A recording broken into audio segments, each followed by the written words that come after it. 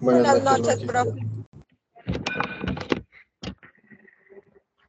Bueno, buenas noches. Vamos a continuar con la clase donde nos quedamos la semana anterior. No sé si alguien tiene alguna pregunta o comentario antes de empezar.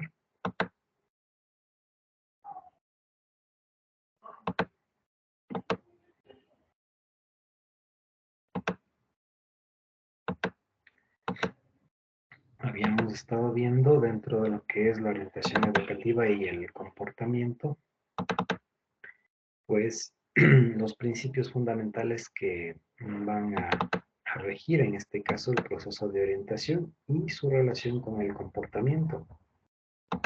De tal manera que dimos también algunos ejemplos de situaciones que se pueden presentar dentro del contexto educativo y que nos pueden servir como para analizar los procesos que debemos aplicar en función precisamente de lo que es la orientación educativa y su relación con el comportamiento. Habíamos hablado, por lo tanto, del principio antropológico, del de prevención primaria, de desarrollo y de intervención social, y complementamos la clase anterior sobre la situación de la imitación cognitiva, el ejemplo que dan en este caso los adultos y de qué manera esto puede generar situaciones complejas a nivel de comportamiento. Hablando de ese mismo principio, habíamos analizado también lo que se daba en cuanto a la realidad del manejo del comportamiento antiguamente y lo que se da ahora, yéndonos obviamente a ejemplos de los extremos, pero que en la práctica diaria entendemos que ninguno de los dos son adecuados.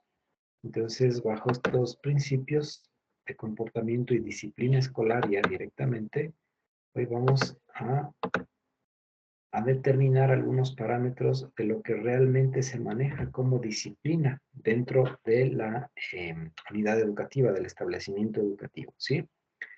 Primero nosotros tenemos que entender que la disciplina se puede entender como un instrumento educativo.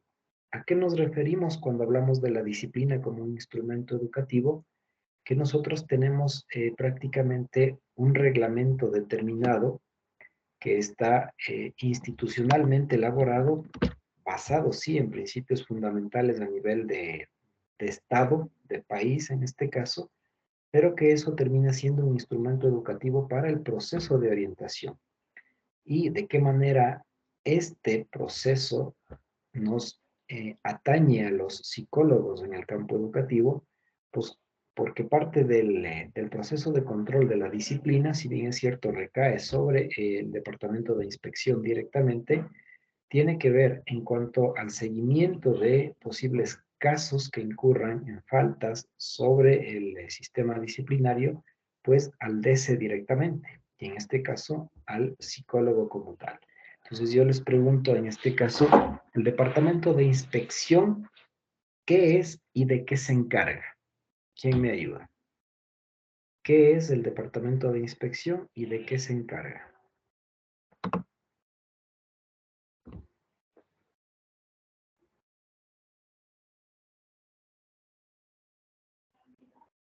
Magíster, buenas noches. No se olvide de levantar la mano para saber quién me está hablando, por favor. Disculpa, Magíster. Tal vez se encarga de las sanciones de cada estudiante. Ya, sanciones. Alquinga, por favor. Profe, muy buenas noches, compañeros. Bueno, específicamente la parte de inspección está encargada de, según la normativa, en la parte de manejo de recursos humanos. Hablamos de recursos humanos tanto docentes como estudiantes. Justificar las debidas faltas, ausencias, control del comportamiento, todo ese aspecto. Correcto, muchas gracias. Cuando nosotros hablamos del departamento de inspección, estamos hablando dentro del medio educativo prácticamente del departamento de talento humano, que como talento humano funciona en las empresas, ¿no es cierto?, a nivel de organizaciones. Dentro del campo educativo es inspección. Y la inspección, pues obviamente se va a encargar de todo lo que tiene que ver con ese talento humano. Y aquí, como decía el compañero, nosotros abarcamos tanto padres de familia como docentes y sobre todo estudiantes. Si nosotros estamos desde el departamento de inspección entendiendo que deben manejar todo el comportamiento del talento humano, del personal que labora en la institución y que estudia en la institución, que está vinculado a la institución de alguna manera, pues esta parte disciplinaria o de comportamiento viene a ser una de las funciones que realiza, ¿sí? Entonces, cuando nosotros hablamos, por ejemplo, de las sanciones que mencionaba la compañera, nosotros estamos hablando de medidas correctivas cuando un miembro de la comunidad educativa no cumple con las disposiciones. No nos olvidemos que, de acuerdo al reglamento, a la ley de educación, nosotros tenemos obligaciones que cumplir y tenemos derechos que exigir. Entonces, en este sentido, pues obviamente el Departamento de Inspección se va a encargar de que se cumplan con determinadas obligaciones, con esa normativa establecida, y que también debería ser el encargado de asegurarse de que se garanticen los derechos también, ¿sí? Entonces, en este sentido, cuando hablamos de la disciplina como un instrumento educativo, el Departamento de Inspección se encarga de regular las disposiciones y ejecutar su cumplimiento. ¿Cómo está vinculado el Departamento de Inspección con el DC? Porque cualquier tipo de proceso que realice el Departamento de Inspección tiene que generar, de alguna manera, un compromiso. Y más allá del compromiso, tenemos que asegurarnos como departamento, nosotros vinculándonos a inspección, que haya satisfacción en los resultados. Es decir, si por ejemplo el departamento de inspección le llama la atención a un estudiante, a un docente, a un padre de familia, nosotros como departamento de consejería tenemos que asegurarnos que ese llamado de atención cumpla con ciertos parámetros, que no caiga en situaciones de violencia, por ejemplo, que no haya situaciones de agresión o de maltrato cuando se dé un llamado de atención. Por eso es que el Departamento de Consejería Estudiantil y directamente el psicólogo en la institución educativa viene a ser como un veedor de que se cumplan esas disposiciones. Por eso la vinculación directamente con inspección. Si nosotros vamos, en cambio, al campo del manejo directo de los estudiantes, con más razón. No nos olvidemos que el departamento busca el bienestar estudiantil. Entonces, cuando nosotros hablamos del bienestar estudiantil desde el departamento de consejería, pues tenemos que asegurarnos que cuando un estudiante ha cometido una falta, el departamento de inspección siempre sancione, como decía la compañera, en función a la ley. No podemos salirnos de esa normativa. Y ojo con otra situación, el departamento de consejería también va a ayudar en el proceso de corrección que ejecuta el departamento de inspección.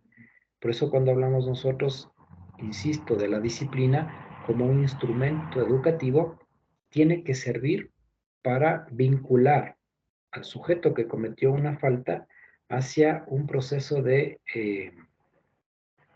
¿cuál sería el término? De reorganización de conducta, ¿sí? Es decir, que lo que nosotros vamos a aplicar o hacer con el individuo, en este caso que cometió la falta, no sea solamente sancionatorio, sino correctivo. Y ahí es donde interviene precisamente el psicólogo a través del departamento de consejería y su vinculación con la inspección, ¿sí? Entonces, cuando la inspección determina que se ha cometido una falta o un error, pues procede a un llamado de atención. Pero vuelvo a insistir, ese llamado de atención tiene que ser bajo estricto reglamento, de tal manera que nosotros como psicólogos podamos garantizar que eso se dio. Y a veces, lamentablemente, esa vinculación no está conseguida dentro del establecimiento educativo. Muchas veces la inspección trabaja por su cuenta y el DC trabaja por su cuenta y el psicólogo ni siquiera se entera que ha habido un llamado de atención, por ejemplo, o que ha habido incluso una acción disciplinaria. Y ahí ya prácticamente el proceso cae al piso. ¿Por qué? Cuando hay una acción disciplinaria en contra, en este caso, de un estudiante, tiene que estar presente sí o sí el psicólogo. ¿Por qué? Cuando se ejecutan acciones disciplinarias, si bien es cierto, quien determina la acción es la autoridad máxima de la institución, tiene que reunir previamente a una junta de resolución de conflictos de la institución. ¿Y quién forma parte de esa junta de resolución de conflictos de la institución, aparte de director, rector? pues obviamente el responsable del departamento de inspección y el coordinador del DC. Por lo tanto, nosotros siempre tenemos que estar en esas acciones disciplinarias, sean cuales sean, obviamente, ¿no? Porque nosotros, vuelvo a insistir, tenemos que formar a el personal, trabajar desde la acción formativa, más no sancionatoria. De eso se encarga el Departamento de Inspección, siempre con el debido proceso en marcha. No sé si hay alguna pregunta sobre este primer parámetro dentro de lo que es la disciplina. Ahora, hablando del Departamento de Inspección, sobre todo porque, repito, es el que está encargado de talento humano dentro de la institución y por lo tanto de la corrección de faltas también, ¿no? Ahora, otro aspecto importante con esto de la disciplina es que facilita el proceso de enseñanza-aprendizaje. ¿Por qué hablamos de que la disciplina facilita el proceso de enseñanza-aprendizaje? Ayúdenme con una idea sobre esto. Romero, por favor. Profe, justo yo iba a preguntarle algo con respecto a esto de la disciplina, porque hay una nueva metodología que se llama esto de la disciplina positiva, ¿ya? Que busca este tema de cambiar, porque siempre que hablamos de disciplina pensamos que siempre castigo. Entonces, en la disciplina positiva nos decían que es este proceso de cambiar la jerarquización y pensar en una horizontalidad, sin perder este tema de esta visión de instruir, de educar. Decía que este tema era más guiar. Entonces, eh, en este proceso de la disciplina positiva, en algunos colegios se están instaurando, por lo que sé. Porque hay unos cursos que no, que hacen, que están aquí dentro del país que tienen que ver con disciplina positiva de Estados Unidos, me parece que es el que está trabajando acá. Entonces, cuando nosotros hablamos de disciplina en el tema de la educación tradicional, hablábamos de castigos. La disciplina era el castigo que uno debía para poder lograr un objetivo. Ahora, con el tema del paso de la educación, hablamos de una disciplina que me permite generar un ambiente adecuado con una guía. No sé si estoy mal o hasta ahí estoy, estoy bien. Entonces, la disciplina en este aspecto debería ser una guía más que una represalia para el estudiante, ¿verdad? Ya, correcto. De acuerdo a ese nuevo parámetro, de esos nuevos lineamientos, de esa nueva propuesta, porque de hecho no es que se esté aplicando todavía desde el ministerio, sino salvo como una especie de ensayo en algunas instituciones elegidas para el ensayo. Lo que se pretende es una disciplina no normativa ni sancionatoria, sino más bien una disciplina de negociación. Es decir, el estudiante cometió un error, correcto. No se puede quedar así con ese error cometido. Pero en lugar de llamarle al representante a hacer una reunión de junta de resolución de conflictos, emitir una acción disciplinaria y suspenderle 8 días, por ejemplo, ¿qué es lo que se hace? Se llama al estudiante, se llama a su representante con el psicólogo, parte de la inspección, sin que se vuelva ya ejecutoria la acción de inspección, sino más bien solamente como partícipe y se hace una negociación. Es decir, mira, tú cometiste un error. De acuerdo al reglamento, eso es una falta grave, ¿sí? Si nosotros nos fuéramos al reglamento general, significaría una suspensión. Pero como estamos en este caso en un modelo diferente, ¿qué es lo que se hace con el estudiante? Negociar. Es decir, a ver, mira, tú sugiere alguna cosa que puede compensar la falta que cometiste, ¿sí? Entonces, ¿qué buscamos con esto? Actividades compensatorias que lleven a la reflexión. Entonces, por ejemplo, se me ocurre, si el estudiante le empujó a otro compañero o le golpeó a otro compañero, que la agresión es una falta grave, podría decir, no sé, voy a dar una charla de valores, de respeto en el minuto cívico para toda la institución. Podría ser, pero aparte de eso, tenemos que asegurarnos que esa reflexión sirva. Es decir, ¿cómo nos aseguramos que no vuelva a cometerse la misma falta? Entonces, nosotros lo que podemos hacer es convertirle a este estudiante que cometió este error prácticamente en un aliado de los departamentos de inspección y del DES. Decirle, mira, a partir de aquí ya listo, lo de la charla que tú propones, excelente, das la charla en el minuto cívico. Segundo, hay que disculparse con el compañero al que se le agredió. Y tercero, a partir de aquí tú vas a colaborar en el curso percatándote de que no se vuelvan a repetir situaciones de agresión como la que tú tuviste, ¿sí? Entonces, ¿qué es lo que hemos hecho? Enmendar el proceso desde una realidad de reflexión para asegurarnos de alguna manera que no se vuelva a cometer la falta y no hemos sancionado. Entonces, el estudiante no va a irse con una apreciación de comportamiento diferente, si no se le va a poner C o D, tampoco fue suspendido durante unos días como dictamina la ley, pero sí tiene que enmendar lo que hizo, ¿sí? Lo mismo que sucede, por ejemplo, cuando un estudiante daña algo de la institución. Entonces, dañar bienes de la institución es también una falta grave. Usualmente lo que se hace es que los padres de familia paguen y luego se le suspende al estudiante. En este caso, ¿qué es lo que hacemos? Que el chico, sí, obviamente los padres tendrán que pagar lo que él dañó o destruyó, pero aparte de eso tiene que hacer algo compensatorio, ¿sí? Ayudar a que los demás entiendan que hay que cuidar, por ejemplo, la propiedad. Entonces, por ahí se está manejando con este ensayo que se está haciendo de la disciplina positiva. Ahora, no es tampoco la idea que desaparezca el departamento de inspección, porque siempre va a ser el encargado de talento humano y eso no va a variar. Lo que sí cambiaría sería en este caso la parte del manejo de las faltas, ¿sí? Porque si desaparece ya la acción sancionatoria, pues el departamento de inspección pasaría a trabajar más directamente con el DESE. Y parte de esto de la psicología de educación positiva es insertar personal diferente en los departamentos de inspección. ¿A qué me refiero? Que por tradición los departamentos de inspección han sido manejados por docentes, sobre todo de áreas de cultura física, de educación física, porque se ha entendido que están más preparados para controlar grupos grandes, para manejar el comportamiento de los estudiantes y saben cómo aplicar sanciones. O sea, esa es un poco la tradición. Si ustedes hacen un análisis de quiénes son inspectores, inspectores generales o inspectores de curso, en la mayoría de instituciones del país, pues son docentes del área de educación física.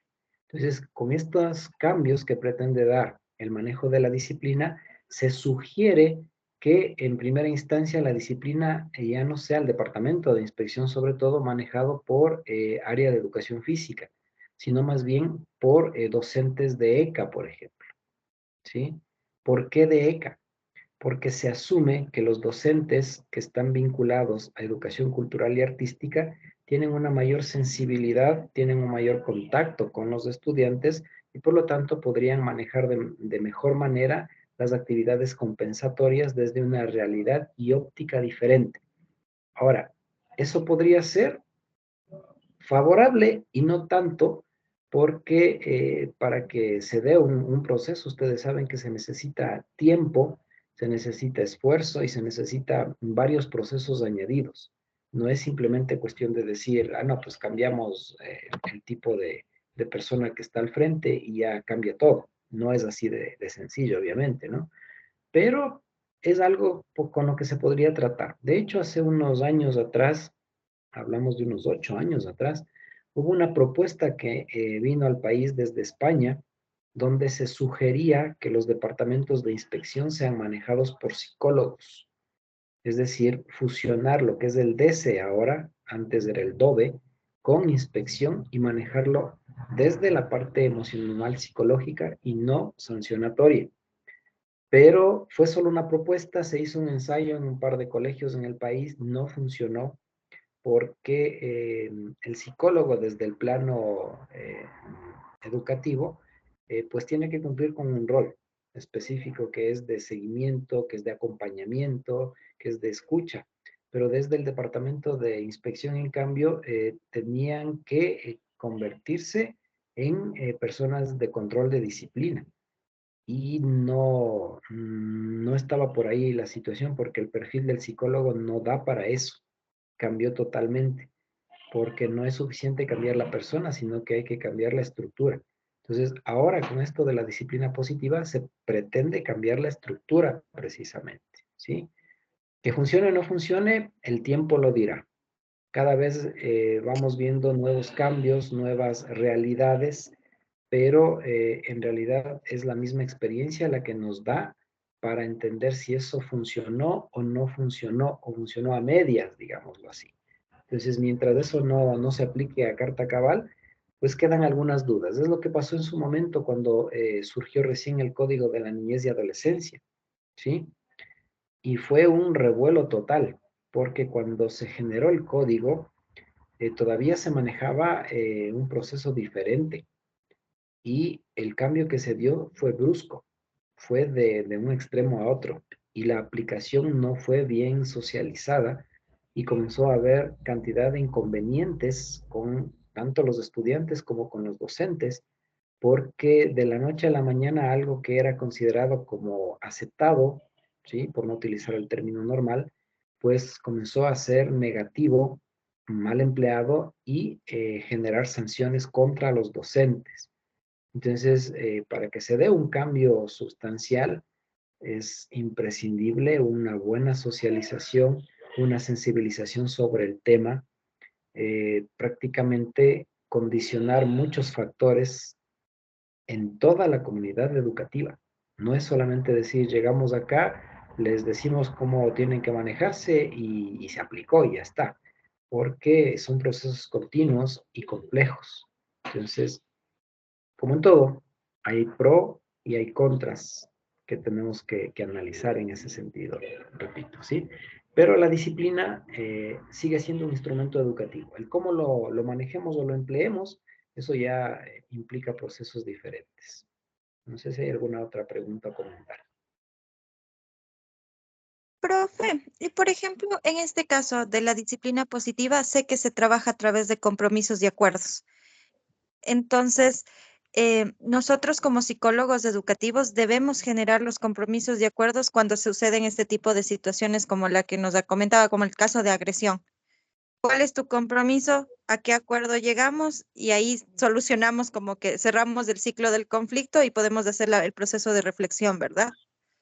Bueno, en realidad, de acuerdo a la propuesta, lo que hasta ahora se conoce como Junta de Resolución de Conflictos de la institución es la que genera los compromisos y acuerdos, con la diferencia que ahora se integra también con el estudiante y el representante que cometieron en este caso la falta, ¿no? Entonces, la autoridad de la institución, director, rector, inspección, DC, padre de familia y estudiante. Entre todos se generan los acuerdos, se hacen los compromisos y el DC más bien, el psicólogo, de lo que se encarga es de asegurarse el seguimiento, es decir, que sí se cumplan los compromisos y manejar un seguimiento posterior a la falta cometida, a los compromisos realizados y al proceso de enmendamiento, es decir, todo lo que fue una actividad compensatoria y que se llegó al acuerdo y se firmó, tiene que cumplirse. Y el psicólogo en este caso se encarga de velar ese cumplimiento. Es decir, va a estar semanalmente llamándole al estudiante, llamándole al representante, viendo cómo está la actitud, qué pasó en la institución, cómo está en la casa, es decir, un seguimiento completo para asegurarnos que sí se cumplan esos acuerdos y compromisos. Por ahí más o menos va la propuesta de lo que tengo entendido.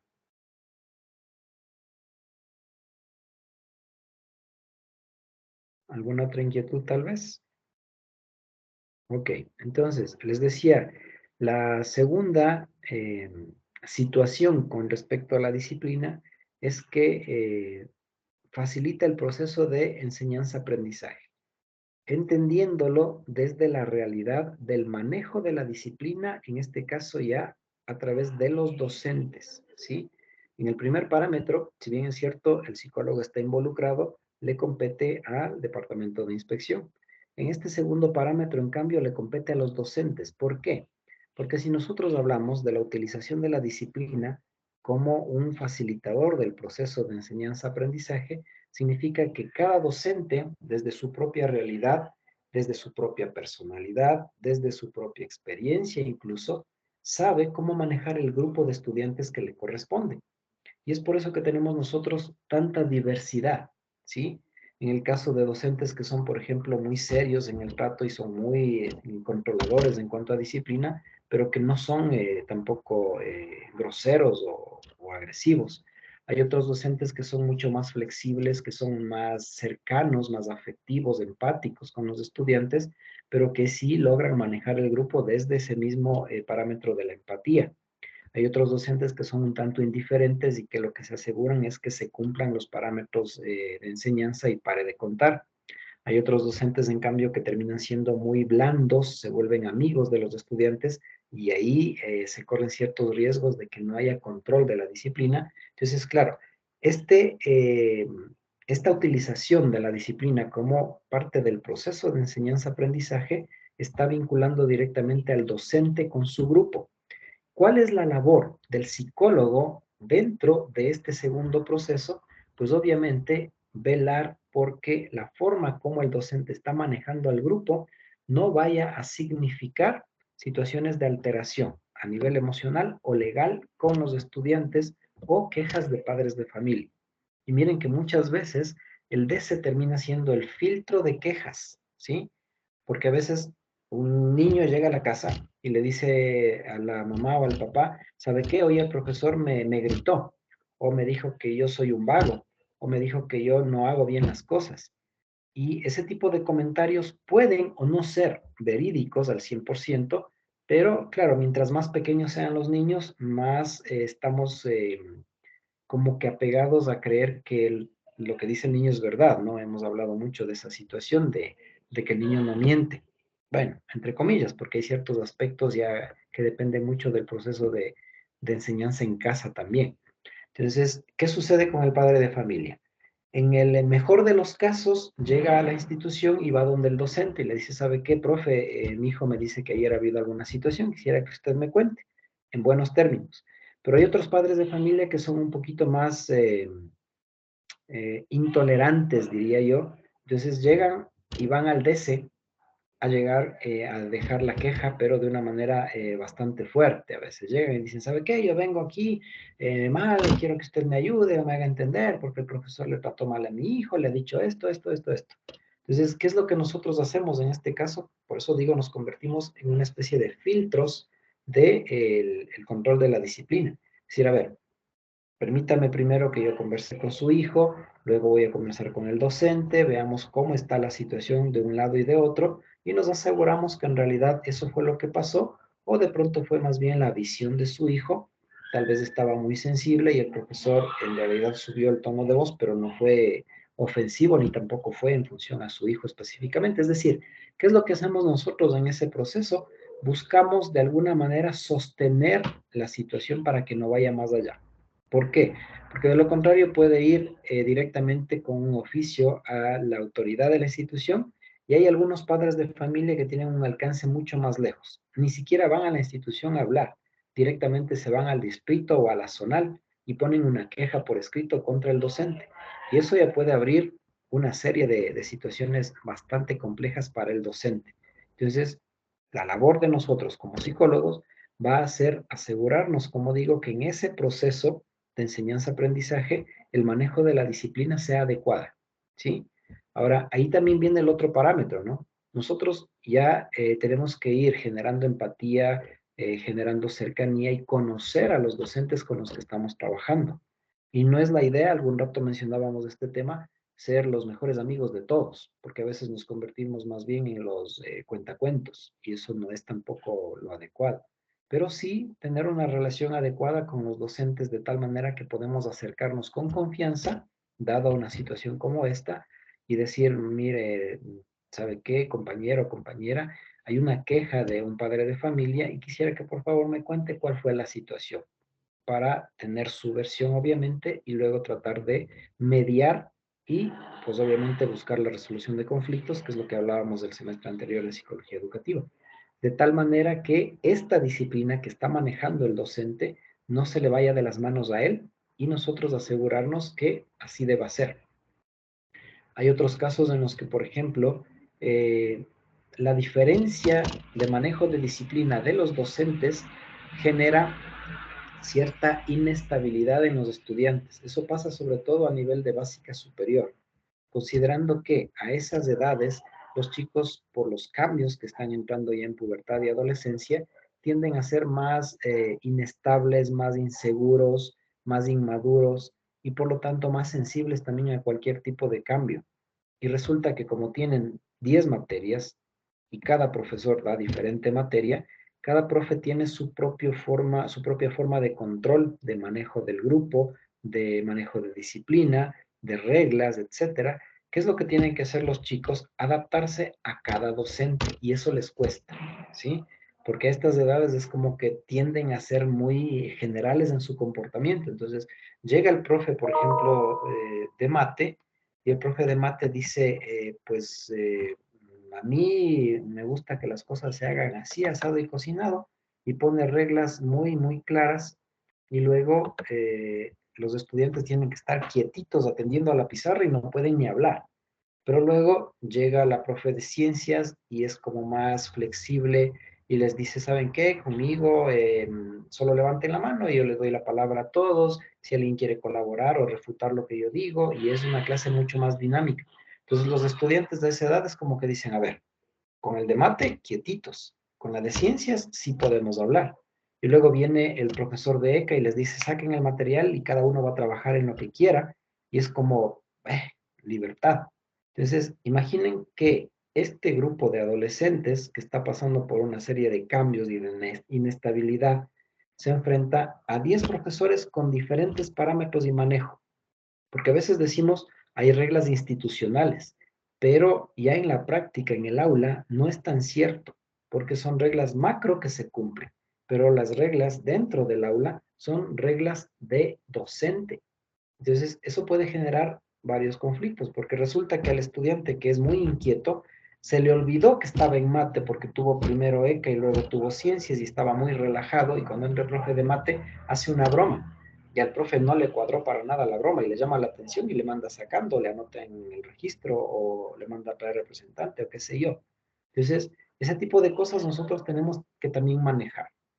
Por lo regular, lo que se sugiere en este caso es que los psicólogos pasemos por las aulas durante las primeras semanas de clases explicando esto, sobre todo a los chicos de octavo, que están entrando en un proceso diferente. Vienen de séptimo, por lo regular, con un solo docente para todas las asignaturas, y luego es este cambio a octavo con varios docentes, uno para cada asignatura. Entonces, no nos resta más de unos 10 minutos por curso entrar y decir, miren, bienvenidos a la básica superior, aquí las cosas cambian un poquito, tenemos estas condiciones, estas situaciones, usted tiene que aprender a comportarse de acuerdo a las reglas que pone cada docente, etcétera, etcétera. Entonces, ¿qué es lo que estamos haciendo? Así como la disciplina le facilita al docente el proceso de enseñanza-aprendizaje, nosotros nos aseguramos de ser los mediadores entre ese docente con su propia disciplina y el grupo de estudiantes que puede generar varios conflictos, ¿sí? Entonces, por eso la idea de este segundo parámetro. Ahora, ¿qué sucede cuando nosotros como psicólogos no tenemos una buena relación con los docentes? Y vienen varias quejas de estudiantes y nosotros tenemos que intervenir con el docente.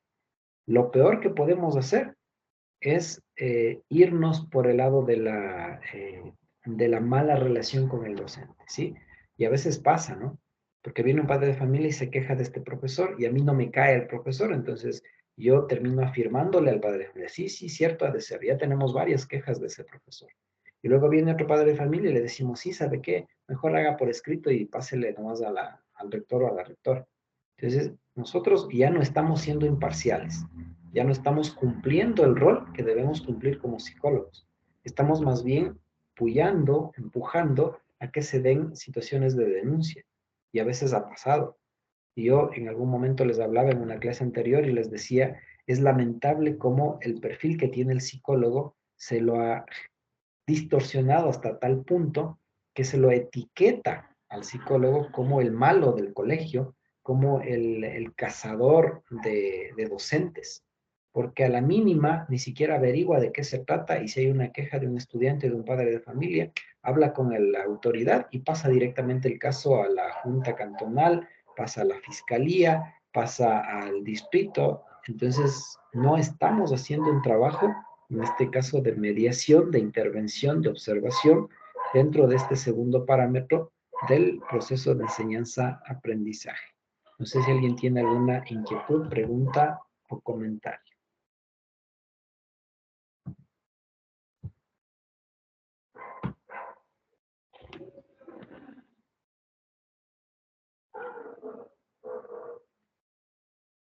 Si estamos claros, entonces. Otro parámetro importante con esto de la disciplina es que gracias a la disciplina se da el establecimiento de límites y normativas, ¿sí? ¿Qué significa esto? Que prácticamente la disciplina que manejamos institucionalmente se emite a través de reglamentos establecidos y nosotros tenemos en las instituciones el reglamento interno, se llama, que fue modificado hace unos 10 años, sí, sí, debe ser 10 años con el nuevo proyecto educativo. Y se vinculó al código de convivencia, ¿sí? Entonces, yo les pregunto, a ver, si tienen conocimiento de esto, ¿cuál es la diferencia entre el código de convivencia y el reglamento interno?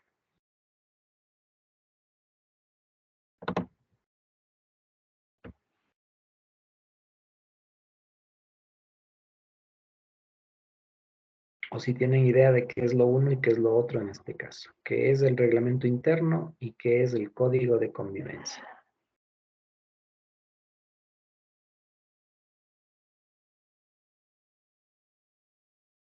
Alquinga, por favor. Bueno, de lo más o menos lo que tengo conocimiento, el código de convivencia se lo puede cambiar cada año dependiendo de las normativas y procedimientos que se dé en ese momento por la parte de la, de la junta académica o inclusive de todo la planta docente, mientras que los códigos internos ya son normativas ya casi vigentes dentro de la institución a nivel general. Ya, gracias. ¿Alguien más que tenga otra idea, por favor, qué es el código de convivencia y qué es el reglamento interno? ¿O qué se les ocurre? Cabrera, por favor.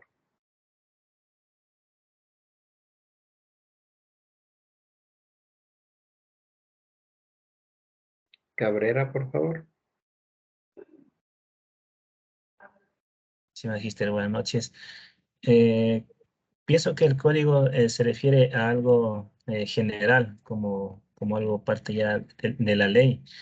A la diferencia del reglamento interno es algo establecido para eh, corregir o poner límites, orden, tal vez que necesita ya algo particular. eh, Ya. una idea. Ok, gracias. ¿Alguien más tal vez? Código de convivencia y reglamento interno.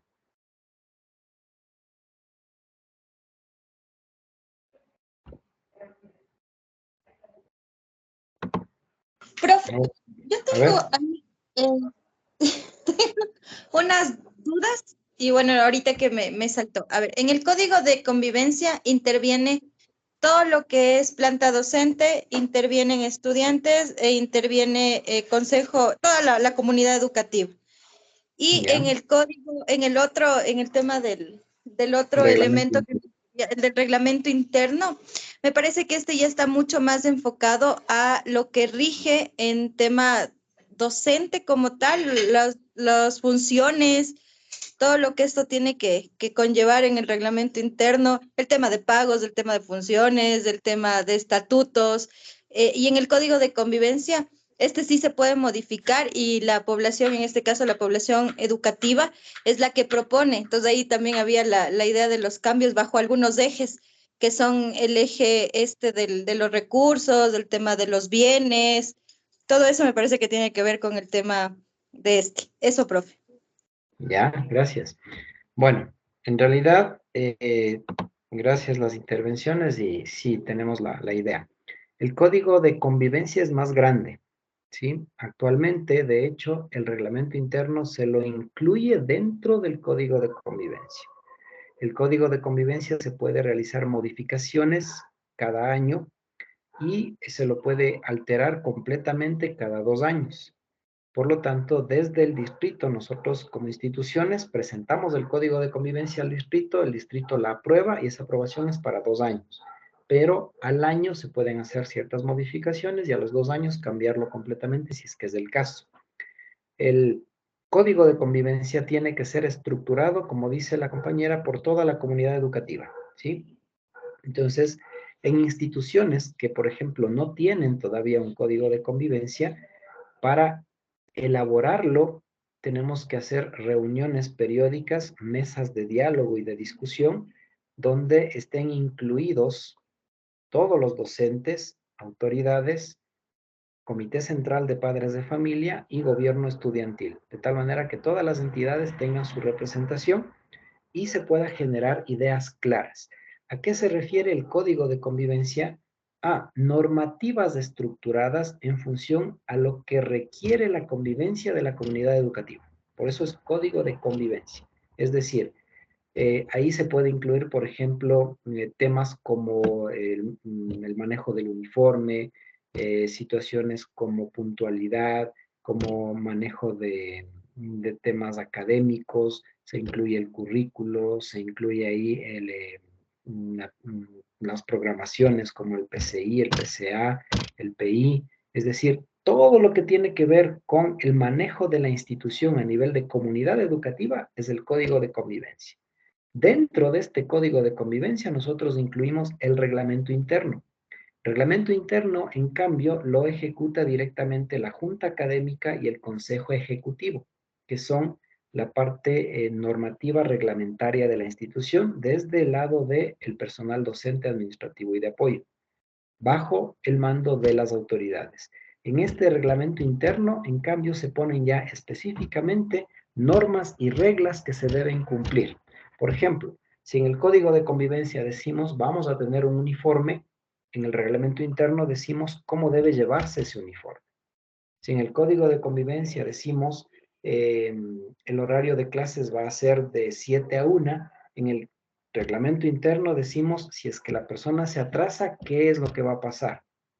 Si en el código de convivencia nosotros decimos vamos a tener, qué sé yo, el último viernes de cada mes una reunión por cursos tipo convivencia, en el reglamento interno decimos cada curso tiene que ir en la fecha que le corresponde, ¿sí? Es decir, ¿qué es el reglamento interno? Es como la normativa central de lo que queremos que se logre en función precisamente a la disciplina. Pero el código de convivencia es más grande, es más importante. Por lo tanto, cuando hay algún tipo de faltas, ¿sí? Esas faltas están regladas bajo el reglamento interno, pero este tiene que estar aprobado con el código de convivencia en el distrito educativo. De tal manera que ha habido casos en los que, por ejemplo, a un chico le sancionamos, pero el padre de familia dice, a ver, ¿en dónde dice en la ley de aquí del colegio que a mi hijo tengan que suspenderle de esta manera? Entonces, si no está normado, no está reglamentado en este caso en el reglamento interno, y por lo tanto no está incluido en el código de convivencia, no se puede aplicar ese tipo de sanción, ¿sí? Entonces, el reglamento interno viene a ser más sancionatorio, mientras que el código de convivencia es de acuerdos y compromisos. Y hay una parte, ¿sí? Un capítulo completo en el código de convivencia precisamente que dice acuerdos y compromisos. De ahí, cada instancia de la comunidad educativa genera esos acuerdos y compromisos. Entonces dice, a ver, los estudiantes nos comprometemos a esto, y exigimos esto. Los padres de familia lo mismo, los docentes lo mismo. De tal manera que ese es el manual, digamos así, bajo el cual nos vamos a regir para una convivencia armónica dentro de la institución. Ese es el código de convivencia. Ahora, hay muchas ocasiones en las que en el código de convivencia nosotros hemos incluido algo. Por ejemplo, se me ocurre el corte de cabello. Nosotros en el reglamento interno pusimos que los varones deben llevar un corte de cabello alto y sin modelos, y la mujer agarrada el cabello en cola, se me ocurre. Eso lo incluimos en el código de convivencia. Y en el código de convivencia general decimos, se va a utilizar el uniforme con tales prendas y el cabello como lo dictamine el reglamento interno, ¿sí? Pero resulta que nosotros tenemos la ley de educación que está por encima de, y los acuerdos ministeriales que están por encima de, y bueno, después la Constitución que está por encima de todo, ¿sí? ¿Qué sucede? Que un chico, pues, no quiso cortarse el cabello, y en la institución le dicen, si no te cortas el cabello, te sancionamos. Y el padre de familia se va al distrito y pone la queja y pueden terminar sancionándole a la institución. ¿Por qué? Porque ese tipo de reglas que están constando en el código de convivencia y en el reglamento interno no están apegadas a las normativas generales del ministerio, ¿sí? Y tranquilamente este estudiante va a ganar. En algunas instituciones dicen, pero es que se les presenta al inicio del año y ellos aceptan. Tiene que haber un compromiso firmado por el representante y el estudiante en la matrícula que diga, yo me comprometo a seguir al pie de la letra el reglamento interno. Ahí tienen un verificador, la institución educativa, y pueden manejar esa normativa. Sin embargo, y actualmente tampoco eso es que sea una garantía, porque como digo, siempre va a pesar más lo que dicen los acuerdos ministeriales y la ley de educación, en este caso el reglamento general a la ley de educación, ¿sí?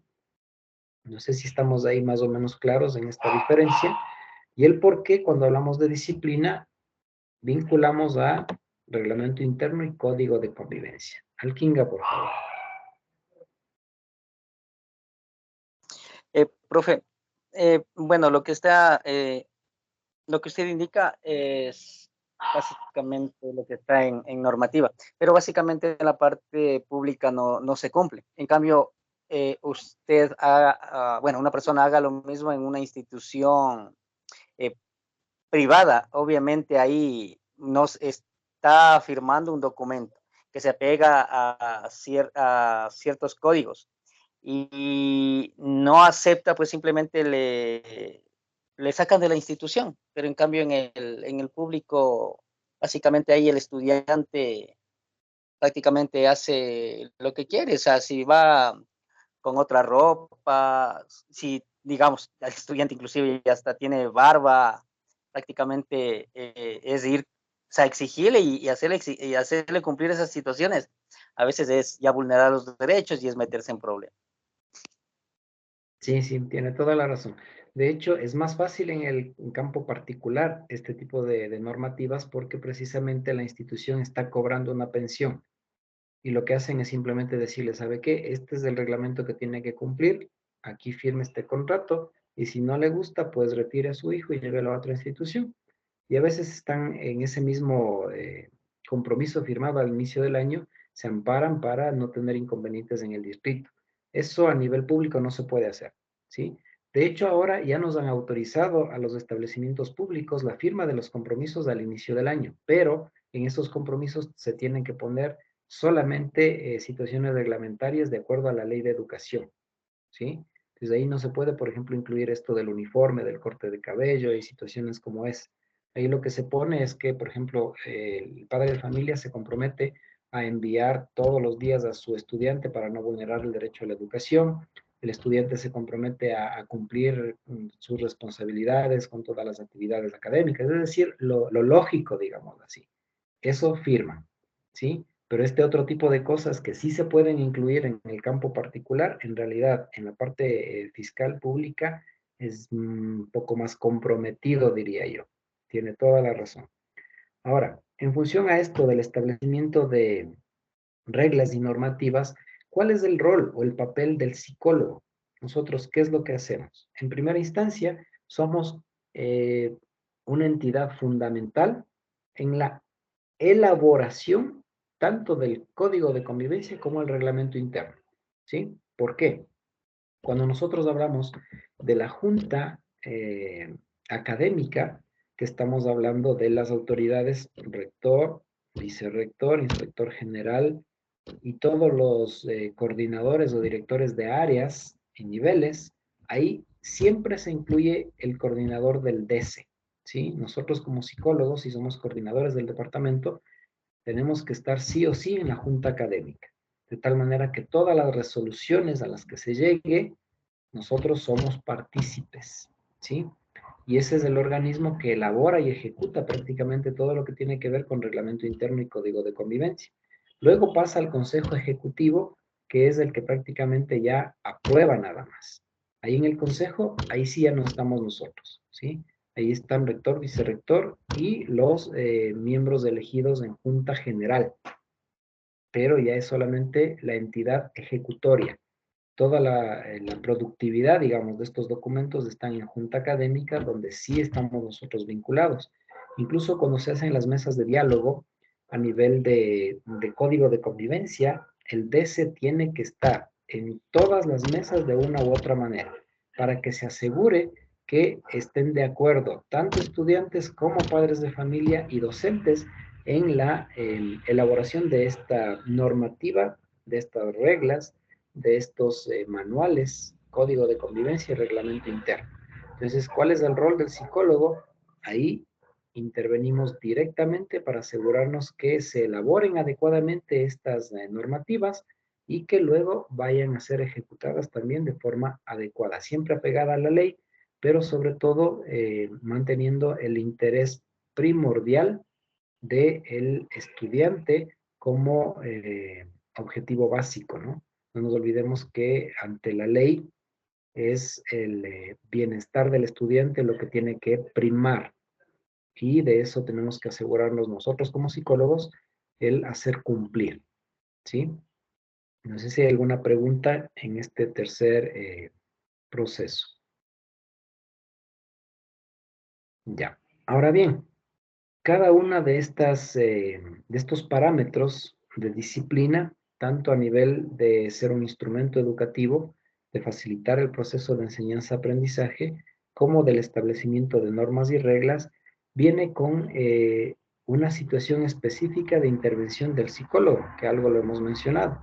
Por ejemplo, cuando la convivencia se ve transgredida, conlleva un aplicativo de sanciones, que les decía, y esas sanciones tienen que ver con el departamento de inspección y con la Junta de Resolución de Conflictos de la institución, donde nosotros tenemos que estar pendientes de que siempre sea en función, sí, al cumplimiento de las disposiciones, pero también al bienestar de los estudiantes. No podemos nosotros vincularnos a un proceso que vulnere los derechos de los estudiantes. Mire que en la clase anterior, o en la primera clase, si no me equivoco, cuando hablábamos de diferencias individuales, les decía, no es lo mismo aplicar una normativa o una acción disciplinaria a un estudiante que a otro, por sus realidades distintas. Entonces, aquí, cuando se ve transgredida la convivencia, nosotros tenemos que determinar que en ese aplicativo de sanciones no se vulneren derechos, ¿sí? Y en el mismo ejemplo que yo les daba en la primera clase, ¿qué pasa si dos estudiantes se dan de golpes? Esa es una falta grave, ¿sí? Y de acuerdo al reglamento de la Ley de Educación pueden ser suspendidos hasta por 15 días.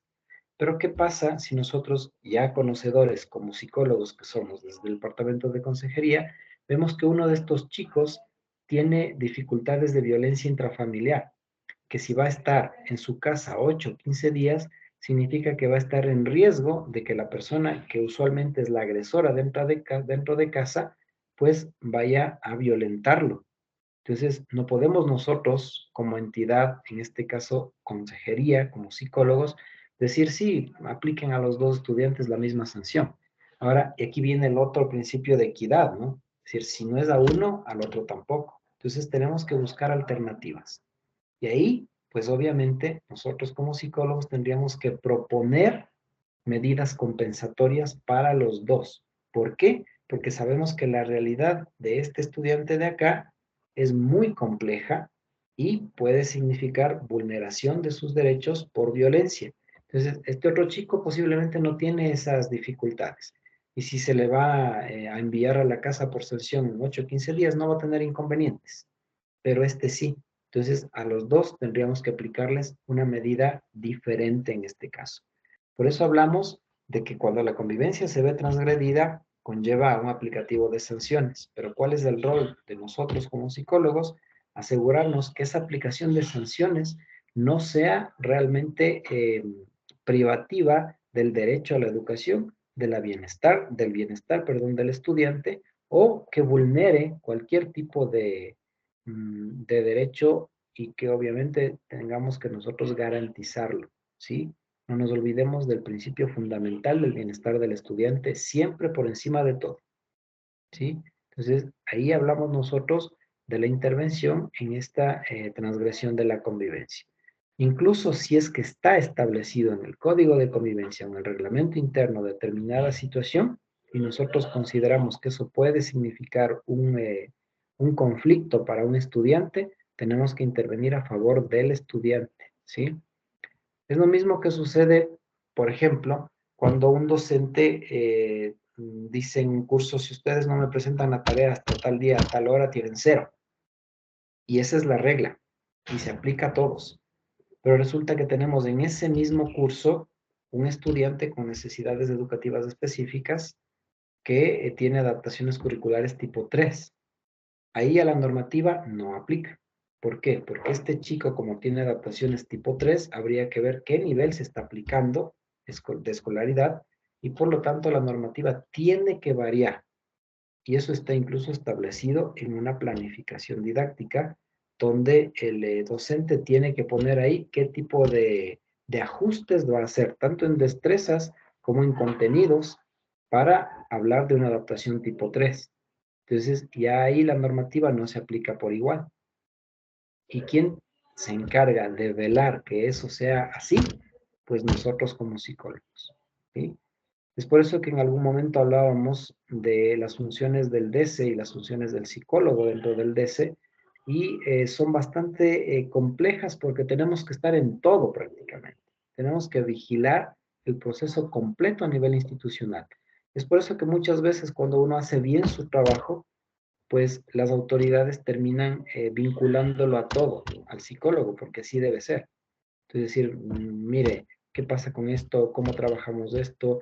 ¿Por dónde vamos con tal situación? Porque nosotros tenemos que conocer absolutamente todo a nivel de reglamentos, de reglas, de disposiciones, de código, de todo, para que la institución evite meterse en problemas. Porque casi todo sale a nivel de autoridades, pero con conocimiento del departamento de consejería, ¿sí? No sé si hay alguna pregunta sobre este parámetro. Profe, yo tengo una duda. Con respecto a esto, por ejemplo, hay padres de familia que no quieren que se les haga las adaptaciones, por ejemplo, que quieren que se les trate igual a todos los estudiantes. ¿Cómo debe actuar el DESE frente a esa situación? Porque sabemos que necesita la adaptación, pero papá y mamá se oponen a que se le haga que se le dé un trato diferente al estudiante. ¿Cómo actúa DESE ahí? Ya, primero tenemos que determinar el tipo de adaptación y el tipo de necesidad educativa, ¿no? Porque obviamente, si por decirles algo, es una situación de un trastorno específico del aprendizaje. Los padres por lo regular se ponen en el plano de no queremos que a nuestro hijo le traten diferente, porque en primera instancia está la negativa, porque no hay una aceptación completa de la realidad de su hijo. Segundo, porque consideran que eso puede implicar una situación de acoso o de bullying dentro del aula. Y tercero, porque creen que tratándole por igual, el chico va a superar cualquier dificultad. Entonces, si es un trastorno de aprendizaje específico, podríamos nosotros tratar de motivar a los padres de familia y decirle, mire, solamente se va a hacer adaptaciones tipo 2. Solo vas a ver la docente y nadie más. Y nosotros hablar con la docente y decir, mire, hay que dosificarle las tareas, darle más tiempo en la evaluación, pero tratar en lo posible de que no sea tan obvio ante los demás estudiantes. Se puede manejar por ese lado. De ahí, la normativa nos exige como psicólogos que nosotros busquemos la alternativa para motivar a los padres de familia a que acepten la adaptación, porque sabemos que la necesitan. ¿Y cómo hacemos este proceso de adaptación? Haciéndoles caer en cuenta de la realidad de su hijo, ¿sí? Hay situaciones a veces muy complejas. Por ejemplo, estudiantes que tienen autismo con un coeficiente intelectual límite, o que tienen síndrome de Down con coeficiente posiblemente un retraso leve o moderado. Entonces, es imposible no aplicar adaptaciones curriculares y en esos casos se requiere adaptaciones tipo 3.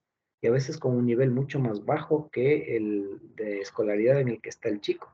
Entonces, ¿qué tenemos que hacer nosotros a través de la motivación, de la empatía, del diálogo? Convencerles a los padres de familia de que se necesita la adaptación.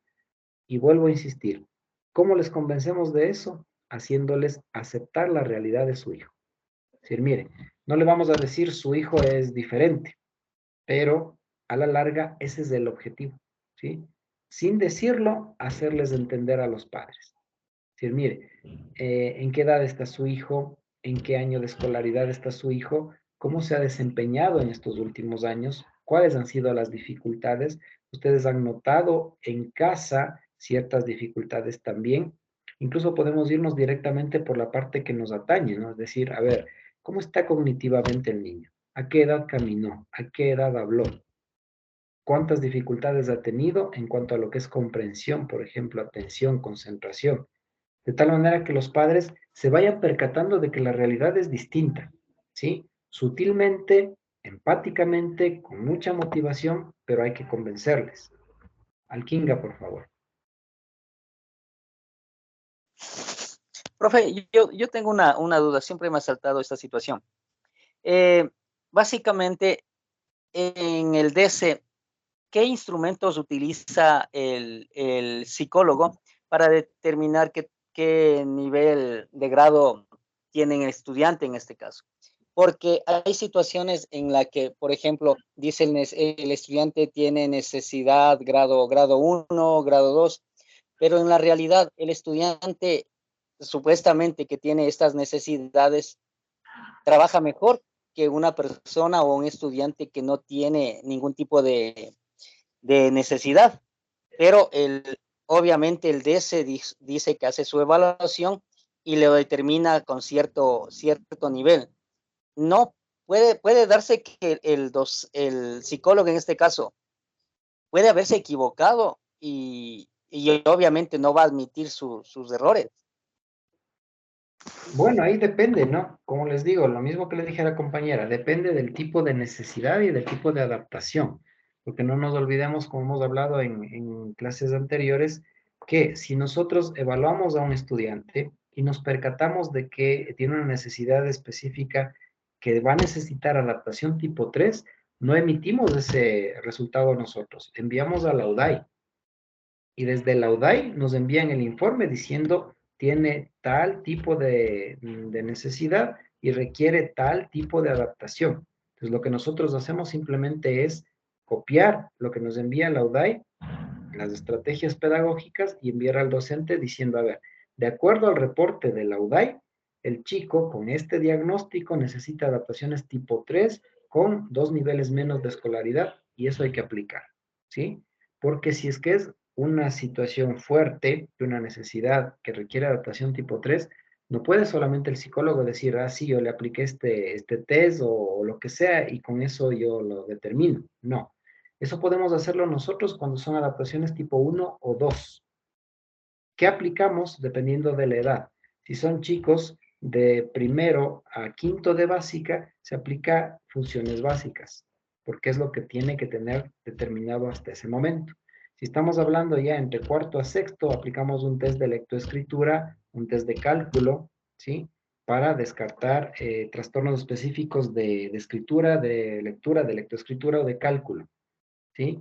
Pero si es que nosotros ya tenemos características de algo más, pues preferible enviamos a la UDAI, nos aseguramos con el informe de la UDAI y ahí sí emitimos el criterio para el tipo de adaptaciones, ¿sí? Porque no podríamos solamente nosotros con decirle a este niño ya le observé y incluso a veces cuando son situaciones bastante complejas no deberíamos hacerlo, ¿sí? Por decirles algo, llega un niño nuevo a tercero de básica y tiene síndrome de Down y nosotros le llamamos acá al niño y el niño no habla, tiene problema de lenguaje, el niño tiene una deficiencia cognitiva que nosotros más o menos calculamos puede ser moderada y sin embargo que tenemos todas esas características, no podemos nosotros emitir un informe y decir, ¿saben qué? Van a aplicar adaptación tipo 3 con nivel de inicial. ¿Por qué? Porque necesitamos asegurarnos a través de una entidad gubernamental, que en este caso es la UDAI. Entonces, ahí sí, de hecho, se pueden cometer errores. ¿Qué hacemos nosotros? Durante este año ya se emitió esta notificación y el estudiante tiene adaptaciones tipo 2 o tipo 3. Cada año nosotros al inicio del año tenemos que arrancar como psicólogos con una reevaluación de todos los que están en la matriz de necesidades educativas específicas. ¿Por qué? Porque entre un año y otro pueden variar las cosas y a veces sucede eso. Yo, por ejemplo, les cuento por experiencia personal. Cuando yo llegué al establecimiento donde estoy trabajando ahora, no se habían hecho reevaluaciones de necesidades durante 5 años. Y había chicos que estaban ya en sexto de básica, que fueron diagnosticados en primero de básica y que tenían adaptaciones tipo 3 desde primero. Y a nadie se le ocurrió decir, reevaluemos a ver cómo están. Y los profesores todos los años se quejaban y decían, pero este chico no necesita adaptación tipo 3, él sí puede, él lo hace mejor que los demás, como dice el compañero. Pero como no había una reevaluación, se mantenía la misma matriz y con la misma decisión de adaptación tipo 3. Entonces, claro, cuando uno llega y hace una evaluación y dice, no, si este chico de hecho ya no requiere ni siquiera adaptación tipo 2, porque eran problemas del aprendizaje que habían sido superados, gracias a que al proceso docente.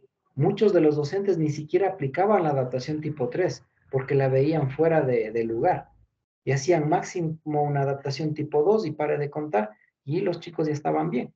Entonces, ¿qué es lo que sucede en esos casos? Tenemos que nosotros asegurarnos como psicólogos que se reevalúe cada año para algunos chicos, incluso ya sacarlos de la matriz. Porque como dice el compañero, nosotros cuando los evaluamos la primera vez, o incluso a veces desde la UDAI, nos dicen, tiene un problema, por ejemplo, un trastorno de lenguaje, y tenemos que hacer una adaptación. Pero resulta que los padres de familia de este chico con trastorno de lenguaje, durante todo el año le llevaron a terapia de lenguaje y el niño mejoró. Y al siguiente año sigue en la matriz como trastorno de lenguaje, pero ya no tiene. El niño ya habla bien. ¿Qué hacemos nosotros? Hacemos nuevamente la evaluación y lo sacamos de la matriz. Pero asimismo puede pasar que hay un chico que fue mal evaluado y que nosotros le estábamos aplicando adaptaciones tipo 2 y ya está en sexto de básica y el chico no sabe ni leer ni escribir. Entonces no era suficiente una adaptación tipo 2, ese fue un error. Entonces hay que enmendar los errores, reevaluar y aplicar un nuevo tipo de adaptación. ¿Sí? Entonces son procesos que uno tiene que seguir y que a veces tiene que manejarlos por su cuenta. Obviamente lo que sí se recomienda siempre es que cualquier tipo de proceso que usted haga de evaluación, reevaluación o sugerencia de adaptación sea con el consentimiento, obviamente, del representante legal. Y usted tiene que tener un documento que dice el señor o señora tal, representante de tal estudiante de tal grado, acepta que su hijo sea evaluado y luego un nuevo documento que diga acepta este resultado de la evaluación y este tipo de adaptación. Y luego pasamos donde el docente, ¿sí? Ahora igual no está por demás dialogar con el docente también. Es decir, a ver, usted es el profesor de este chico. ¿Qué es lo que observa? ¿Realmente es así como está puesto aquí en la matriz? ¿Por qué? Nosotros tenemos que empezar con el diagnóstico que hace por observación el docente. Él es el que pasa todo el tiempo con los estudiantes, ¿sí? Incluso hay nuevos casos que quien reporta es el docente. Docente emite una ficha de remisión y dice, a ver, ya, por aquí estamos con problemas con este chico, por favor, deme evaluando. Entonces, se evalúa, el psicólogo emite el criterio de evaluación, el resultado, da a conocer al representante, si no es tan grave como para pasar a la UDAI, nosotros decimos, ¿sabe qué? Es un caso de retraso en la lectura, por ejemplo. Requiere una adaptación tipo 2 y el refuerzo desde casa. Y ya está. El docente analiza, ve, aplica y nos evitamos problemas. La mayoría de situaciones o dificultades que se dan en el medio educativo desde el psicólogo o desde los docentes, precisamente es por falta de comunicación. Ahí radica todo el problema. Si nosotros nos comunicáramos mejor con los demás, créanme que se evitarían cantidad de dificultades, cantidad de problemas. Pero lamentablemente siempre hay esos problemas de comunicación, que es lo que hay que trabajar, ¿no? Y al menos como psicólogos estamos obligados a eso. No sé si hay alguna otra pregunta o comentario. Otro parámetro es que los reglamentos, sí, Profe, por ejemplo, en esto de lo que hay que aplicar este tema de estar al pendiente de lo que son las adaptaciones curriculares, actualmente, ¿cuál se aplica? Porque me parece que los DIACs ya no están, ¿no es cierto? O sí, o ya no no, están en vigencia. ya no. Este ¿Cuál año, es de este hecho, lugar, verdad? dejaron de aplicarse el DIAC. ¿Por qué? Porque cambió la planificación docente. Hasta el año anterior, pese a que estábamos con currículo priorizado por pandemia, todavía se aplicaba el DIAC, ¿sí? Pero ya este año, como tenemos una planificación por competencias, en ese plan que tiene que elaborar el docente, hay una sección abajo completa que dice planificación para necesidades educativas específicas. Eso se aplica. ¿Por qué? Porque ahí le dice estudiantes con necesidades, se pone las iniciales, luego dice diagnóstico, se pone el diagnóstico y luego se pone ahí tipo de adaptación. Si es tipo 1, solamente se pone adaptación de acceso, punto. Si es tipo 2, se pone ahí dosificación de tareas, en evaluación dar más tiempo, bajar la complejidad, qué sé yo. Si es tipo 3, se cambia destreza y contenidos. Por lo tanto, ahí mismo en la planificación ya se pone para este estudiante que tiene adaptación tipo 3, qué contenido se va a aplicar, qué destrezas se han modificado y ya no es necesario el DIAC. ¿Por qué? Porque en la misma planificación el docente ya lo puso, lo envía a la subdirección académica o vicerrectorado académico y ahí nosotros como psicólogos podemos ir y decir, por favor, deme una copia de las planificaciones de los cursos donde hay chicos con necesidades y nos aseguramos que se estén aplicando a las adaptaciones. Entonces ya prácticamente el DIAC ya no es necesario.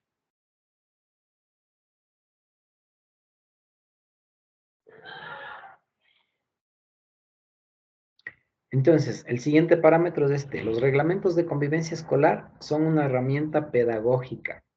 Si son una herramienta pedagógica, significa que todo lo que nosotros ponemos en el reglamento interno, en el código de convivencia, en el reglamento de convivencia escolar precisamente, deben utilizarlo los docentes, deben utilizarlo las autoridades y el DC tiene que estar pendiente de su aplicación. Algo similar a lo que pasa con los otros procesos, ¿sí?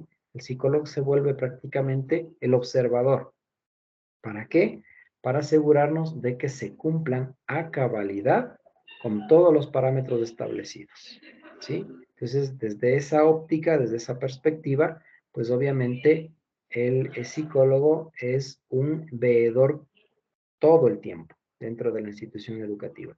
Por eso les decía, hay que tener cuidado de que no se convierta en el lleva y trae, ¿no? Que a veces sucede en algunas instituciones. El psicólogo sabe todo de todos, pero en lugar de mantener el sigilo y el derecho a la confidencialidad, lo va divulgando. Y ahí es cuando prácticamente la imagen del psicólogo queda en el piso y todo el mundo le ve como el chismoso de la institución. Y eso no podemos nosotros permitir. La idea es que el psicólogo sí esté atento a todo, sepa todo, porque así es como se lo ha propuesto dentro de lo que es la ley, pero que mantenga, repito, el sigilo y el derecho a la confidencialidad. ¿Sí? No sé si hay alguna pregunta. Y finalmente, pues obviamente se comprende también como el dominio para controlar el comportamiento. Es decir, todo lo que tiene que ver con la disciplina se supone debe mantener el comportamiento de los estudiantes, así como un horario establecido mantiene claro el panorama de lo que se tiene que hacer. ¿Por qué? Porque ya todos saben, tanto estudiantes como padres de familia y docentes, que si las clases empiezan a las 7 de la mañana, pues tienen que llegar 10 para las 7 estar empezando la primera clase y ya saben que se me ocurre, las 2 primeras horas tienen matemática y luego tienen lengua y luego salen al recreo y luego tienen esto y lo otro. Entonces se cumple todo a cabalidad. Lo mismo pasa con la disciplina en cuanto al control del comportamiento. Si los estudiantes tienen claro que no deben hacer determinada cosa, pues no deben hacerla y está controlado el comportamiento. Y a veces incluso son reglas lógicas, ¿no? Si, por ejemplo, no faltar el respeto a los demás. no agredir a los demás, no responderle a los docentes de forma grosera, por ejemplo, en el caso de los estudiantes, o no generar conflictos con los pares, eso aplica para todos, no faltar el respeto a la autoridad. O sea, son situaciones que están dadas hasta por lógica, pero que están incluidas también tanto en el reglamento interno como en el código de convivencia. Y si se aplican a cabalidad, pues no vamos a tener ningún inconveniente y las cosas van a ejecutarse y a realizarse como deben ser.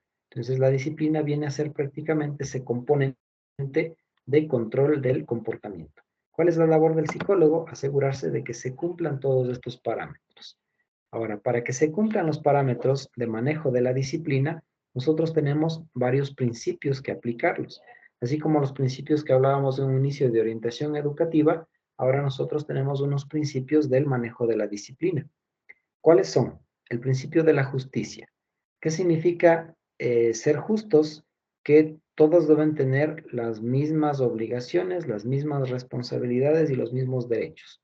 No podemos nosotros aplicar una cosa a un estudiante y algo totalmente diferente a otro. Por eso les decía en el ejemplo que les he dado ya 2 veces, si nosotros con la aplicación de algún reglamento vamos a vulnerar a un chico y él hizo lo mismo que otro, pues a los dos les cambiamos el parámetro de aplicación y buscamos medidas compensatorias o alternativas. ¿Por qué? Porque de lo contrario vamos a correr el riesgo de que el uno sea vulnerado, aunque al otro no le pase nada. Entonces ahí hablamos de un principio de justicia también. Luego tenemos el principio formativo, que es justo lo que estábamos hablando. No puede ser solamente la aplicación de una normativa, de una regla de control de disciplina, pero que no genere formación. Entonces, si nosotros le decimos a este chico, tú te portaste mal y por lo tanto te suspendemos una semana, ¿y luego qué? ¿Cuál es la formación? ¿Será que con suspenderle una semana ya estamos generando el principio formativo? ¿Está aprendiendo algo ese estudiante? Posiblemente que si se porta mal se va de vacaciones, porque así lo consideran incluso las sanciones de suspensión los estudiantes. Porque estoy en mi casa, duermo hasta tarde, como mis papás están trabajando, nadie me controla, nadie me vigila, y si tengo que cumplir con las actividades, pues lo hago al final, el último día, y presento todo y ya está, en el mejor de los casos. Algunos ni presentan, y les da igual haberse atrasado todo durante una semana. Entonces, ¿cuál debe ser la situación de este principio formativo? Que cualquier acción disciplinaria o incluso sanción, si queremos utilizar ese término, le sirva al estudiante como formación. ¿Y cómo logramos eso? A través de la reflexión, por un lado, y por otro lado, a través del seguimiento que debemos hacer como psicólogos. Es decir, asegurarnos que este chico que fue suspendido, luego de la suspensión, sea convocado al DC y hable con nosotros permanentemente para ver qué sirvió, qué no sirvió, qué cambió, qué no cambió, cuál es la realidad que está viviendo, por qué cometió el error que cometió, a dónde le va a llevar eso, ayudarle a entender esos parámetros, a reflexionar, a buscar vínculos con posibles situaciones de cambio, de mejora. Entonces, ahí realmente se aplica el principio formativo. Caso contrario, solamente sancionatorio y nada más, pero no hay formación. No sé si hay alguna pregunta con respecto a estos principios iniciales. La mayoría de estos principios ya los hemos conversado, ya los hemos discutido, ¿sí? Son de aplicación directa y que tienen vinculación obviamente con el psicólogo por su calidad de principio, ¿no? Tenemos, por ejemplo, el principio de imparcialidad. Nosotros tenemos que asegurarnos, a como dé lugar, que no se van a aplicar normativas disciplinarias siendo parcializados, ni las autoridades ni el departamento de inspección, porque a veces también puede suceder, ¿sí? Y se han dado casos en los que, por ejemplo, se meten en problemas un chico que es el chico malo, digamos así, el que fue etiquetado como el peor elemento, con un chico que es el mejor. Y por haber razones, pues los dos se vincularon en un problema. ¿Qué es lo que sucede? A veces desde inspección, desde los docentes, desde las autoridades, por ese mismo antecedente ya se parcializa. Si no, seguro que empezó este chico de acá porque siempre está en problemas. ¿sí? Y el otro, pues, es la víctima, ¿no? Pero resulta que los dos hicieron lo mismo. Los dos cometieron el mismo error. Y a veces uno termina parcializándose y diciendo, no, es que este que es del etiquetado como el malo, él seguro le manipuló al otro, le convenció. Y el otro, pues, se dejó. Entonces, no podemos hacer eso. No podemos permitirnos ser parciales en cuanto ni siquiera al proceso de investigación, peor al de aplicación ya de las normas disciplinarias o de las acciones disciplinarias como tal. Entonces, en este sentido, ¿qué es lo que hacemos? Asegurarnos que se cumpla el principio de imparcialidad. Y si es como dicen, y en realidad tuvo más responsabilidad el un chico que el otro, pues bueno, entonces ahí sí se aplican las normas que se requiera. Pero si los dos cometieron la misma falta y tienen el mismo grado de responsabilidad, pues los dos tienen que ser llamados la atención de la misma manera. Los dos tienen que asumir la responsabilidad y el seguimiento va a ser igual para los dos, ¿sí? Muchas veces incluso eso hace que uno se percate de las realidades, porque a veces sucede eso, ¿no? Que estamos tan acostumbrados a que un chico esté siempre metido en problemas, que damos por hecho que así va a ser, y que este otro, como no ha generado nada, no ha dado que hablar, pues asumimos que va a ser el mejor siempre. Y no siempre es así, como digo, porque a veces cuando hay procesos de crecimiento, ya en la adolescencia sobre todo, pues nos damos cuenta de que cambian los parámetros, cambian los procesos y cambia la gente. Entonces muchas veces este chico que fue considerado toda su infancia como el mejor, en la adolescencia dio un trastoque, quizás por conflictos familiares, por cambios propios de la edad, qué sé yo, y empieza a meterse en problemas. Y en cambio el otro que era el problemático de niño, al crecer madura y ya no se mete en líos. Y ahí es como que uno reflexiona y dice, no, en realidad no era así como decía, ¿no? Entonces, principio de imparcialidad. Principio de eficiencia y efectividad. ¿A qué se refiere? A que todo lo que se aplique a nivel de normas de disciplina, de comportamiento, tiene que ser eficiente y efectivo. Tiene que servir. De lo contrario, no tiene sentido. Así como hablábamos de un principio formativo que tiene que tener una enseñanza, una reflexión, cuando hablamos del principio de eficiencia y efectividad, tiene que servir para algo. No es solamente el hecho de decir es que está en el reglamento y había que cumplirlo, ¿no? Tenemos que buscar un propósito y ese propósito tiene que ser efectivo. Lo que estamos aplicando, lo que estamos haciendo, lo que estamos dialogando tiene que ser efectivo. Entonces, ahí, por ejemplo, muchas veces la acción disciplinaria no es tan efectiva como el seguimiento posterior. Nosotros nos aseguramos, después de que se aplicó una acción disciplinaria, que eso realmente funcione. ¿Cómo? Con el diálogo, con la comunicación, con el estar pendientes de los estudiantes para que realmente se tome en consideración esto que se está viviendo. Entonces, un buen trabajo del psicólogo en seguimiento posterior a una acción disciplinaria es mucho más eficiente y efectiva que la misma acción disciplinaria. ¿Cómo? Trabajando con el estudiante y con su representante, para asegurarnos que no se vuelva a cometer el error, que realmente le haya servido al estudiante, que se haya generado reflexión y que por lo tanto sí hubo formación y hubo eficiencia y efectividad. Luego tenemos el principio de la rigurosidad. Y aquí quiero escucharles. Si estamos aplicando desde la óptica del psicólogo, ¿a qué nos referimos con un principio de rigurosidad? Dime ayuda.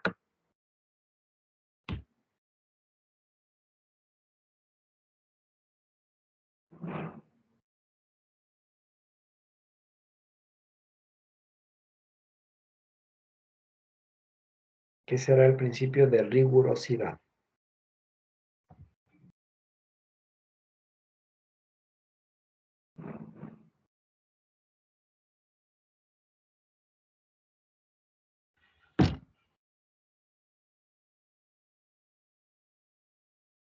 ¿Qué es la rigurosidad? Tal vez que tiene un poco de tino o trato de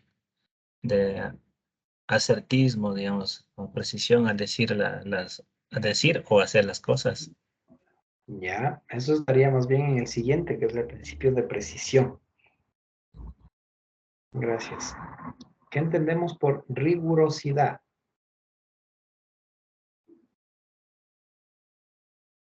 Puya, por favor. Magíster, buenas noches. Tal vez cumplir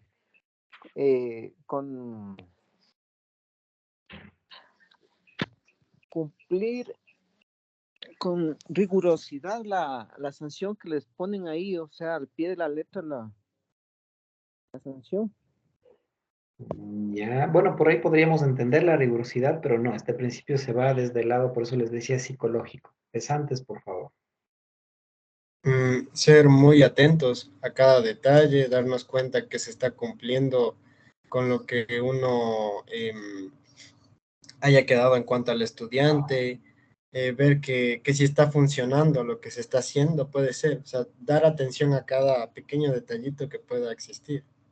Ya, el enfoque es bueno, correcto, pero va más al antes que al después. Cuando nosotros hablamos del principio de rigurosidad, estamos hablando de lo rigurosos que debemos ser como psicólogos en cuanto al proceso de observación previo a la acción disciplinaria, es decir, asegurarnos que no haya quedado ningún detalle por ahí para que la acción posterior que se emita no vaya a vulnerar ningún tipo de derecho. Hablamos de principio de rigurosidad en cuanto a todo el proceso mismo, a que se cumpla el debido proceso, a que tengamos un nivel de observación óptimo y que no se nos vaya a pasar ningún detalle dentro de ese proceso de observación. Es por eso que cuando hay una falta, ¿sí? Al mismo tiempo que trabaja la inspección en cuanto al proceso de investigación desde el comportamiento, nosotros tenemos que trabajar con los involucrados sobre la situación emocional y familiar, ¿sí? Ahí hablamos de principio de rigurosidad, es decir, asegurarnos que estos chicos que se metieron en problemas, estos niños, estos adolescentes, pues sean tratados por igual primero y tengan el derecho a la defensa, ¿sí? Entonces nosotros llamamos al DC, a los involucrados, y decimos, a ver, ¿qué pasó? Cuéntame, con detalles. La una parte, la otra parte, buscamos si es que no hay opción de hacer resolución de conflictos, mediación, negociación, lo que sea, y nos aseguramos de que tengamos todos los detalles, de tal manera que no sea solamente el decir, los dos hicieron tal cosa, sino que nosotros sepamos el por qué llegaron a ese momento, digámoslo así. Ahí hablamos de principio de rigurosidad. Y luego, pues sí, obviamente ya cuando está aplicada la acción disciplinaria, el proceso normativo, nosotros nos aseguramos de que se cumpla sobre todo la parte de no vulnerar derechos, ¿sí?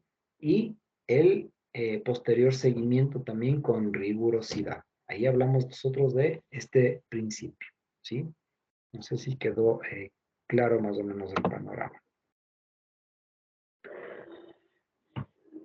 Y luego tenemos el principio de precisión, que es el que comentaba el compañero anteriormente, ¿sí? Nosotros cuando hablamos de este principio tenemos que ser muy, muy precisos en todo el proceso como tal. Así como nos exigimos rigurosidad para no dejar ningún cabo suelto, el principio de precisión implica que tenemos que ser justos con las cosas, tenemos que hacer las cosas a tiempo, tenemos que hacer el proceso detalladamente para que no quede absolutamente nada por tratar. Antes de, obviamente, aplicar la acción disciplinaria o el compromiso o la sanción o la suspensión o cualquier cosa a la que tengamos que llegar dentro de la Junta de Resolución de Conflictos de la institución, tenemos que ser precisos en esta realidad, ¿sí? Entonces, por ahí el principio de precisión. Luego tenemos el principio de evolución y seguimiento. Este, pues obviamente, atañe directamente al psicólogo, nos compete a nosotros en particular. ¿Por qué? Desde los otros departamentos pueden asegurarse de un seguimiento para que no se vuelva a cometer los mismos errores, ¿no? Pero desde la parte del DES, en cambio, nosotros nos aseguramos esa misma realidad, pero desde nuestra óptica. Es decir, haciendo un seguimiento para ver cómo está este estudiante después de la acción disciplinaria, cómo se siente consigo mismo, cómo están las cosas en la casa, qué cambió en la institución, porque miren que muchas veces cuando se da una situación de mal comportamiento, de acción disciplinaria, de suspensión, en la casa cambian mucho las cosas, porque los padres comienzan a generar castigos, reglas más estrictas, incluso hay a veces violencia, le pegan al chico por haber sido sancionado. Entonces, nosotros tenemos que luego hacer un buen proceso de seguimiento para asegurarnos que emocionalmente el estudiante no haya generado desequilibrio después de la acción que se vivió. Entonces, ¿y eso cómo nos aseguramos? Pues obviamente estando pendientes de todo. Ahora, eso ya lo hablábamos en la clase anterior, desde la realidad también de nuestro tiempo, ¿no? Tenemos que asegurarnos de ese proceso de seguimiento desde nuestro tiempo. Es decir, si podemos hacerlo una vez por semana, excelente. Si no nos alcanza el tiempo y lo tenemos que hacer una vez cada 15 días, está bien, pero tenemos que hacerlo, ¿sí? Y asimismo llamarle a los representantes y decirles, miren, ya pasó, esperemos que no se vuelva a suscitar ningún hecho como este. Yo voy a estar en seguimiento con el chico, con la chica, pero ustedes también desde casa asegúrense de que las cosas vayan mejorando con un ambiente tranquilo, que no siga pesando esa acción disciplinaria para que los padres sean demasiado estrictos, demasiado intolerantes o incluso agresivos con los estudiantes. Eso hay que tener muchísimo cuidado después de una acción disciplinaria. Entonces, por ese lado, pues obviamente el principio de seguimiento y evolución nos, repito, compete directamente a nosotros como psicólogos, ¿sí? Y finalmente tenemos el principio de solidaridad. ¿A qué se refiere este? ¿Quién me ayuda? ¿Qué se les viene a la mente cuando decimos principio de solidaridad?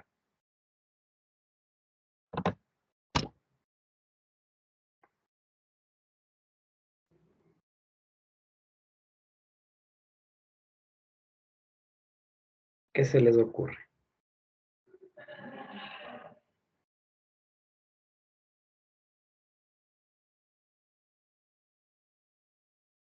Pesantes, por favor. Brindar todo nuestro apoyo en el proceso que se puede estar siguiendo, sin importar lo que haya pasado, ¿no? Porque el punto es que existe una mejoría. Ya, gracias. ¿Alguien más? ¿Alguna otra idea?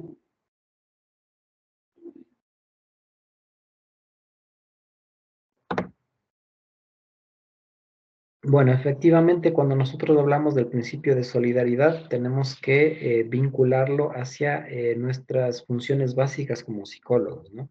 Estar pendientes de que todo se cumpla a cabalidad, de que todos los demás principios se cumplan completamente, de que no quede nada suelto, de que sí vamos a estar pendientes del estudiante, del representante y del docente, incluso si es que estuvo involucrado de alguna manera, para que no vuelva a pasar lo que ya pasó. Es decir, que esta situación por la cual estamos en todo este proceso disciplinario no se repita, ¿sí? Y eso a veces es lo que cuesta bastante. Nosotros decimos, por ejemplo, un estudiante se metió en un problema, le llamamos la atención, hicimos un compromiso, pasaron unos 15 días y otra vez se mete en otro problema. Y luego le llamamos la atención y ya va a acción disciplinaria y se le suspendió y regresa y después de un mes se mete en un tercer problema. Y decimos, es que el chico ya no tiene remedio. No, de pronto algo estamos haciendo mal dentro de todos estos principios. Y posiblemente sea este último el que está fallando. No hemos sido solidarios, no hemos estado pendientes, no nos hemos vinculado al estudiante para asegurarnos que no vuelva a cometer otro error. Porque a veces los estudiantes también es como que se sienten aislados, ¿sí? Y dicen, es que después de la primera vez en la casa ya no me hablan, no me dejan salir, no me dejan hacer nada, en el curso me ven mal porque fue un error y el profesor, la profesora o los profesores, pues todo me están llamando la atención, no puedo hacer absolutamente nada. Miren que eso puede llevar a cometer errores graves, ¿no? Porque quién quita que este chico está metiéndose en problemas porque está llamando la atención. Y está llamando la atención porque tiene una serie de conflictos emocionales o está cayendo en una depresión. Y muchas veces, por estar aplicando acciones disciplinarias y compromisos y no preocuparnos de esto de la rigurosidad, del seguimiento, de la solidaridad, no nos percatamos que puede terminar con un intento autolítico, por ejemplo. Y después uno dice, algo falló. Claro, de pronto fallamos nosotros en el proceso y eso no podemos permitirnos. Entonces, cuando son situaciones así de llamados de atención repetitivos a un estudiante, pues algo está pasando ahí. Y de pronto lo que requiere es un poquito más de atención, de tiempo, de espacio, que le podemos dar nosotros, obviamente, desde nuestra realidad, desde nuestro tiempo, desde nuestra perspectiva, pero cumpliendo con estos principios. Entonces, estos principios que rigen la parte de la aplicación de normas disciplinarias, tenemos que asegurarnos nosotros como psicólogos que se cumplan a carta cabal. Principio de justicia, principio formativo, principio de imparcialidad, principio de eficiencia y efectividad, principio de rigurosidad, principio de precisión, principio de evolución y seguimiento y principio de solidaridad. Cumpliendo con todos estos principios, con todos estos parámetros, pues nosotros habremos hecho un buen trabajo como psicólogos dentro del departamento de consejería y obviamente en la institución completa bajo este término que hemos hablado de comportamiento y disciplina. Kilka, por favor. Magister, ¿me podría ayudar, por favor, con una diferencia del principio de rigurosidad con el principio de precisión? Por favor, me pareció que estaba muy similar. Ya. El de rigurosidad implica que nosotros estemos observando al 100% de una manera estricta, justa, es decir, que todo se haga como tiene que hacerse.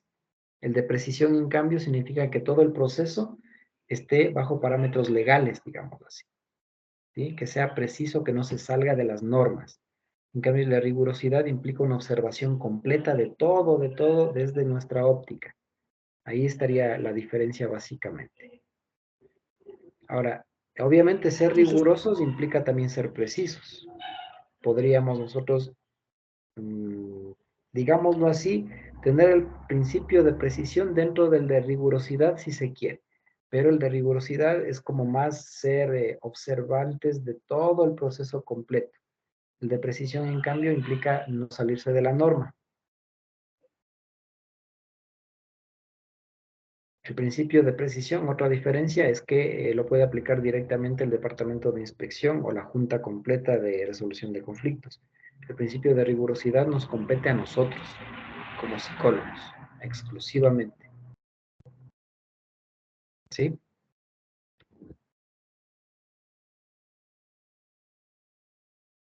¿Alguna otra pregunta, otra inquietud?